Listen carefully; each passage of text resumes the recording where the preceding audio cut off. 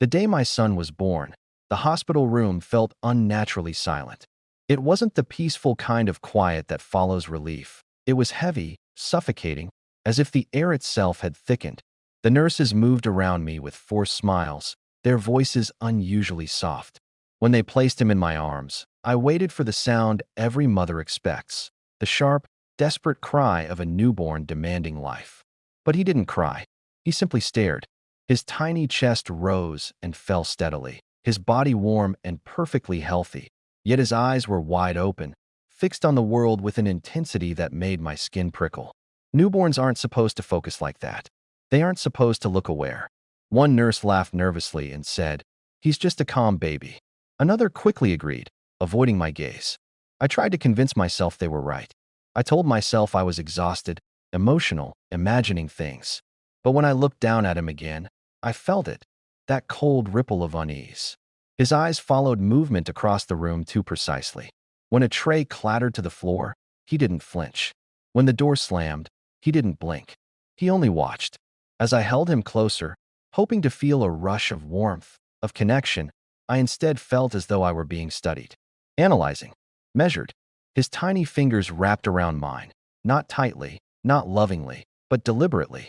And for a brief, terrifying second, I had the overwhelming sense that he wasn't entering my world. He was already fully aware of it. As the months passed, everyone praised my son for being such a good baby. He rarely cried. He slept through the night earlier than most children. He didn't throw tantrums or demand constant attention. To outsiders, he seemed perfect. But perfection can sometimes feel unnatural. By the time he turned 1, he had developed a smile that unsettled me deeply. It would appear suddenly, stretching across his small face at the most inappropriate moments. When another toddler fell and began to cry at a family gathering, he watched silently, then smiled. Not a confused or nervous smile, but a slow, deliberate one. His eyes didn't soften. They didn't show empathy or curiosity. They remained cold, focused, calculating. I tried to dismiss it as childish misunderstanding. Babies don't fully understand pain, I told myself. They don't know how to react. But as he grew into his second year, the pattern became harder to ignore. He would stare at insects crawling on the ground and crush them with careful precision, observing the result with intense interest. If I scolded him, he would look up at me, tilt his head slightly, and give that same empty smile. There were moments when I felt watched in my own home. I would turn around and find him standing silently in the hallway, just observing me. No laughter, no babbling, just that expression, calm, unreadable. One evening, as I tucked him into bed, he smiled again in the dim light of his night lamp. His lips curved gently, almost sweetly, but his eyes remained dark and distant, like windows into a room where no warmth had ever existed. And for the first time, I wondered if he was learning emotions or simply mimicking them. By the time he turned 3, his behavior could no longer be dismissed as childish oddness. Children at that age are loud, messy, unpredictable. They build towers only to knock them down in bursts of laughter. But my son played differently. His games were quiet, controlled, purposeful. One afternoon, I walked into the living room and found him sitting cross-legged on the floor, surrounded by his toys. At first glance, it looked normal. But when I looked closer, I felt a chill crawl up my spine. Every toy had been taken apart, doll heads separated from bodies, toy cars dismantled, wheels lined up in a perfect row, stuffed animals sliced open at the seams, their cotton stuffing arranged in neat little piles. He wasn't angry. He wasn't frustrated. His movements were calm and careful, like a surgeon performing a delicate operation. When I asked him why he had destroyed his toys, he didn't answer immediately. He simply continued working, examining the inside of a plastic doll as if searching for something important. "I wanted to see what was inside," he finally said, his voice steady and emotionless. I told him toys weren't meant to be destroyed, that they were meant to be loved. He paused, then slowly looked up at me. That familiar smile spread across his face. "They don't feel anything," he replied. There was no defiance in his tone, no guilt, just a simple statement of fact. That night, as I cleaned up the remains of his experiment, I noticed something that made my hands tremble. The toys weren't just broken randomly. They had been organized by type, heads in one corner, limbs in another. It wasn't chaos. It was practice. It happened on a quiet afternoon when the sun hung low over our backyard. I had been in the kitchen preparing dinner when I noticed an unusual stillness outside. Normally, the neighborhood buzzed with distant voices and barking dogs, but that day there was only silence. A heavy, watchful silence. I stepped onto the porch and saw my son kneeling near the old wooden fence. His small frame was perfectly still, his back straight, his head slightly tilted. In front of him lay a stray cat I had seen wandering around the neighborhood before. The animal was injured, its leg bent unnaturally, its breathing shallow and uneven. At first, I felt relief. I thought perhaps my son had found the cat and was trying to help it. But as I moved closer, I realized he wasn't comforting it. He wasn't petting it or calling for me. He was simply watching, studying. The cat let out a weak cry, a sound filled with pain. My son didn't flinch. He didn't recoil or look afraid. His face was calm, focused, almost curious. Slowly, he reached out and touched the cat's injured leg. Not gently, not cruelly either, just experimentally, like pressing a button to see what would happen. The cat shrieked. "Stop!" I shouted, rushing forward and pulling him back. He looked up at me with that same empty expression. "It makes a sound when I touch it there," he said quietly. "Why?" There was no sadness in his voice, no regret, only interest. I scooped the trembling cat into my arms and hurried inside, my heart pounding violently in my chest. As I closed the door, I glanced back at him. He was still standing there in the yard, watching me. The first call from his school came on a gray Tuesday morning. I remember because the sky matched the sinking feeling in my chest as soon as I heard the principal's voice. She spoke gently, carefully, as if choosing each word with caution. "There's been an incident," she said. When I arrived at the school, the atmosphere felt tense. A little boy sat in the nurse's office with a bandaged arm. His mother stood beside him, furious and pale. I searched for my son, expecting tears, fear, confusion, some sign that he understood something had gone wrong. Instead, he sat in a chair outside the principal's office, legs swinging slightly, hands folded neatly in his lap. Calm, almost bored. The principal explained that during recess, my son had approached the other boy near the playground slide. There had been no argument, no shouting.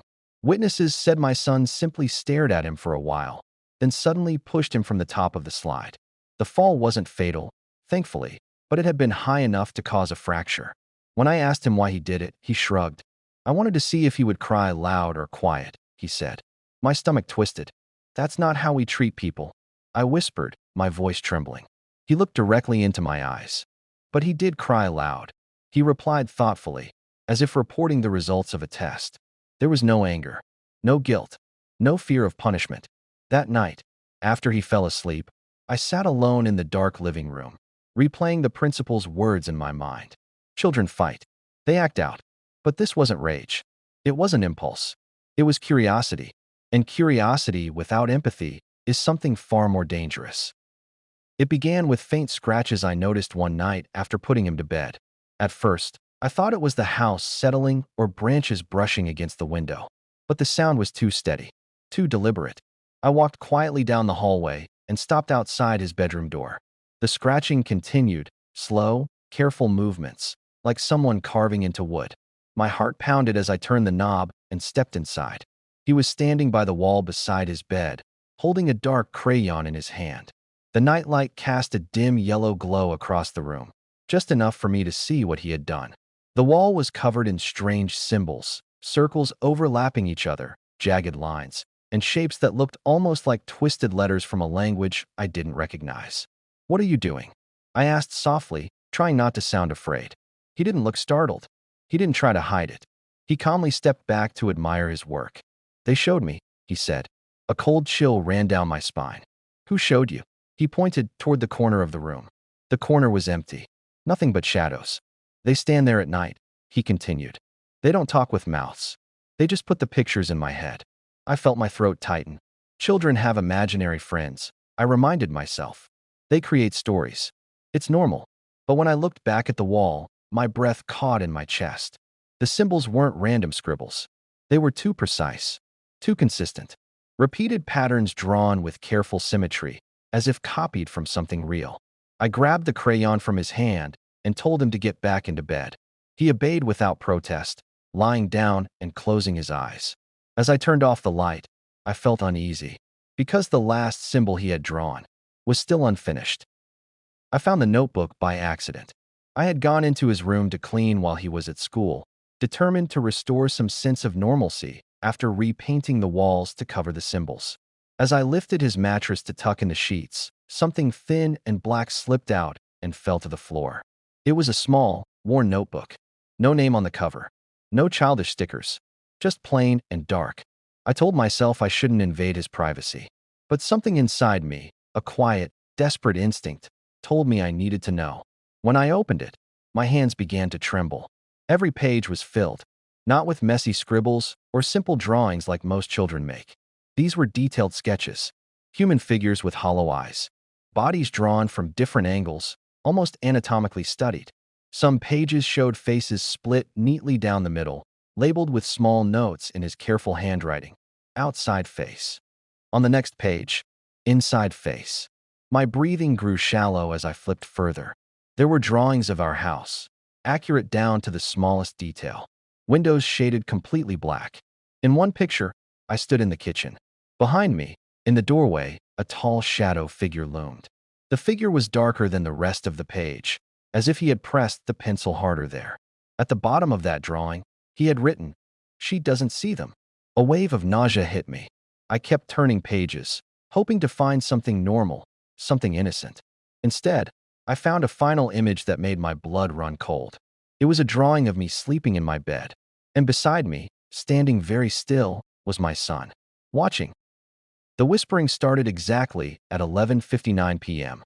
I know the time because I had begun checking the clock every night, unable to sleep properly anymore. Anxiety had become my shadow.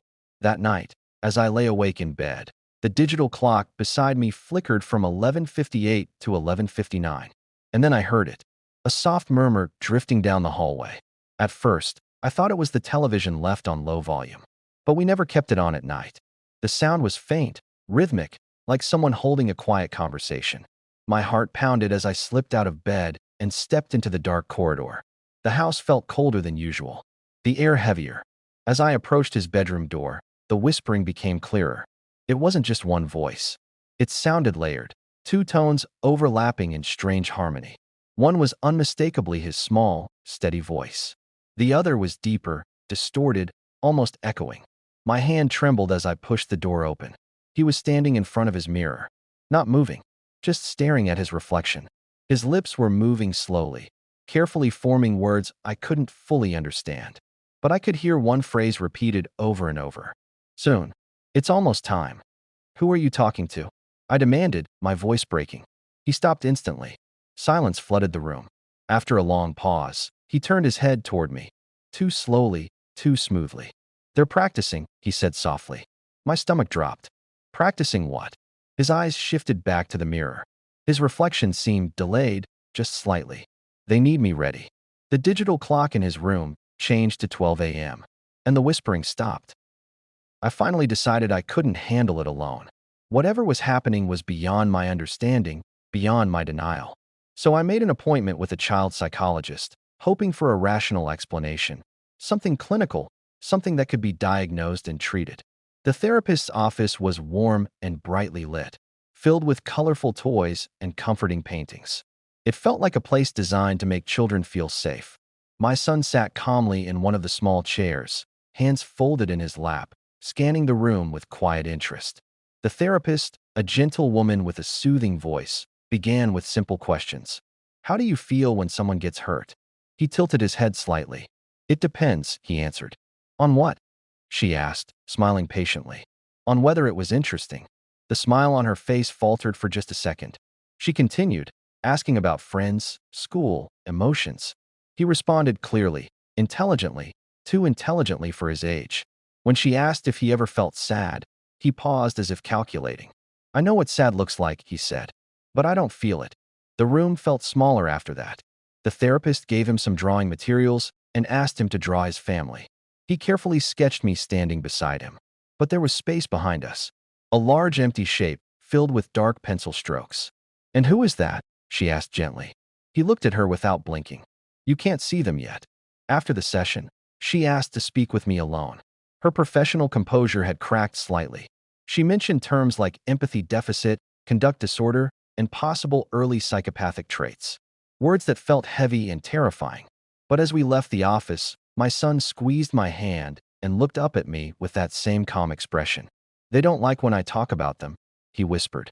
And for the first time, I wondered if the therapist had noticed the temperature drop in the room too. It happened during a storm. The sky had been restless all evening, thunder rolling in the distance like a warning. By bedtime, the rain was heavy enough to blur the world outside our windows. I tried to convince myself the weather was the reason my nerves felt so raw. At exactly 11:59 p.m., the lights went out. The house was swallowed by darkness so sudden and complete that I couldn't even see my own hands. A second later, the backup battery clock in the hallway flickered on, its red numbers glowing faintly. 11:59, frozen. Then I heard his bedroom door creak open. I stepped into the hallway, my heart racing. Lightning flashed through the windows, illuminating him for a split second at the far end of the corridor. He was standing perfectly still, not scared, not confused, waiting. "Go back to your room," I whispered, trying to keep my voice steady. He didn't move. Another flash of lightning lit up the hallway, and this time, I saw something that made my blood turn to ice. Behind him, stretching unnaturally along the wall, was his shadow. But it wasn't shaped like a child. It was taller, thinner, its head tilted at an impossible angle. The thunder cracked violently overhead. "They're here," he said softly. The air felt thick, hard to breathe. I tried to move toward him, but my legs felt heavy, as if the darkness itself were pressing against me. The red glow of the frozen clock pulsed faintly. 11:59, still unmoving. Another lightning strike filled the hallway with white light. For a brief, horrifying moment, I saw multiple shadows behind him. When the power suddenly returned, the lights flickered back on. The clock changed to 12 a.m. He was standing alone in the hallway again, smiling. After the night of the storm, I stopped sleeping entirely. I would lie awake, staring at the ceiling, waiting for 11:59 p.m. like someone awaiting a verdict. Every creak of the house felt intentional. Every shadow felt alive. A week later, it happened again. No storm this time. No flickering lights. Just silence. At 11:59 p.m. sharp, I heard his bedroom door open slowly. I didn't move. I couldn't. My body felt frozen beneath the blankets. Soft footsteps padded down the hallway, steady and unhurried. They stopped just outside my bedroom door. Then came the whispering. It wasn't loud. It wasn't frantic. It was calm, too calm. His voice blended with something else, something lower, layered beneath his words like a second mouth speaking through him. I strained to understand what they were saying. "Not yet," he murmured. A pause. "She's still useful." My heart nearly stopped. The doorknob began to turn slowly. I squeezed my eyes shut, pretending to be asleep. The door opened with a soft creak. I could feel him standing there, watching me. The air in the room grew colder, heavier, as though something unseen had stepped inside with him. "She doesn't know," he whispered. Another pause. "But she will." I felt the edge of the bed dip slightly, as if someone had sat down. Or something. My breathing remained slow and controlled, though every instinct screamed at me to run. After what felt like hours, the weight lifted. The footsteps retreated down the hallway. His bedroom door closed gently. When I finally opened my eyes, my room looked normal. Empty, silent, but carved lightly into my wooden bedside table, fresh and precise, were 3 words. "Almost time now." Tried to pretend the carved words weren't real. I blamed stress, lack of sleep. Maybe I had scratched the wood myself without realizing it. That's what fear does. It makes you question your own mind before you question the impossible. But then his voice began to change.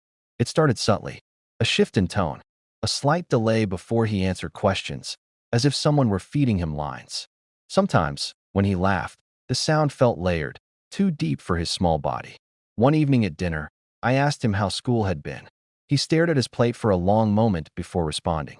"It's loud there," he said. "In what way?" I asked carefully. "There are too many thoughts." I froze. "Whose thoughts?" He slowly raised his eyes to meet mine. They looked darker than usual, almost reflective. "Everyone's," he replied. "But they don't matter." A chill ran through me. "What matters then?" He smiled faintly. "Preparation." The word hung in the air like smoke. Later that night, I stood outside his bedroom again, listening. At 11:59 p.m., the whispering returned.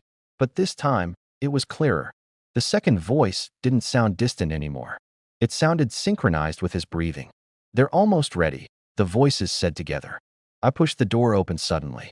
He was sitting upright in bed, staring straight ahead. His lips were slightly parted. "Who is ready?" I demanded. For the first time, he didn't look amused. He didn't look curious. He looked patient. And when he answered, the voice that came out of him was not entirely his own. "You were chosen for a reason." I couldn't ignore it anymore. Whatever was happening wasn't just imagination, stress, or a disorder with a medical name. It felt deliberate, planned. That night, before 11:59 p.m., I stood outside his bedroom door and waited. I wasn't going to hide in my room anymore. I needed answers. The clock in the hallway ticked loudly. 11:58. When it changed to 11:59, the air shifted instantly, like pressure dropping before a storm. The temperature fell, and the faint whispering began again. I pushed the door open without hesitation. He was standing in front of the mirror. But this time, I saw it clearly. His reflection wasn't perfectly synchronized. When he tilted his head, the reflection lagged half a second behind. When he blinked, the reflection kept its eyes open just a little longer. My breath caught in my throat. "Step away from the mirror," I ordered, my voice shaking. He didn't move. Slowly, the reflection began to smile wider than his real face. The corners of its mouth stretched unnaturally high, splitting too far across its cheeks. Its eyes darkened until they looked like empty holes. "They see you now," my son whispered. "I don't care who they are," I shouted. "This stops tonight." The reflection's lips moved before my son's did. "You invited us," it said softly. My heart pounded violently. I did no such thing. The reflection's grin widened further. "You wanted a child more than anything," it replied. And something answered. The room began to feel smaller, the walls pressing inward. I staggered back as cracks spread across the mirror's surface, but the reflection remained intact, unbroken, smiling calmly from within shattered glass. And then my son finally spoke. "Mom," he said gently, "it's almost time." After the mirror cracked, nothing in the house felt stable anymore. The walls seemed thinner, the shadows deeper. Even the silence carried weight. I locked his bedroom door that night, something I never thought I would do to my own child. But at 11:59 p.m., the handle began to turn from the inside. Slowly, deliberately. The whispering wasn't faint anymore. It filled the hallway like a low chant vibrating through the walls. I stood a few feet away, gripping the railing for support as the air grew colder with every passing second. Then the clock changed to 12 a.m. The door stopped moving. The house fell silent. I exhaled shakily. Too soon. Behind me, I heard a soft voice. "Locks don't work." I spun around. He was standing at the end of the hallway. The bedroom door behind me was still closed. Still locked. My mind refused to process what I was seeing. "That's not possible," I whispered. He stepped closer. With each step, the lights above us flickered. His shadow stretched unnaturally along the walls again, tall and thin, twitching slightly as if it had its own pulse. "You said it would stop tonight," he reminded me calmly. I didn't mean," my voice broke. "You did," he interrupted. But this time, his mouth didn't move when the words came out. The walls around us began to tremble faintly, like something massive was shifting just beyond them. I could hear distant knocking, slow, heavy impacts echoing from inside the structure of the house itself. "They're ready," the layered voice said. "Ready for what?" I cried. His head tilted slightly. His eyes softened, not with kindness, but with understanding. For the door to open. The knocking grew louder. Not from the front door. Not from the windows. It was coming from inside the walls. Deep, hollow thuds like something enormous pressing against the bones of the house.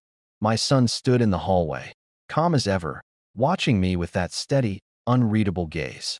The lights flickered violently above us, buzzing as if overwhelmed. "There is no door," I whispered desperately. "There's nothing to open." He smiled gently. "There is now." A loud crack split the air. A thin line appeared along the wall behind him, stretching from the floor to the ceiling. The paint peeled back as if pulled by invisible fingers. The crack widened slowly, revealing only darkness inside. Thick, endless darkness that seemed to swallow the light around it. The knocking stopped. From within the opening came a low, vibrating hum. Not sound exactly. More like pressure against my skull. My knees buckled, and I collapsed to the floor. They chose well. The layered voice said from my son's body. You carried the key. Tears blurred my vision. He's just a child, I sobbed. No, the voice replied calmly. He is the doorway. The darkness inside the wall shifted, moving like living smoke. Shapes formed briefly, tall, thin outlines with hollow centers, before dissolving again. The air became impossible to breathe. My son stepped toward the opening. For the first time, something flickered across his face. Not fear, not joy, relief. He looked back at me one last time. It won't hurt, he said softly. The darkness surged forward, and the door, finally, opened.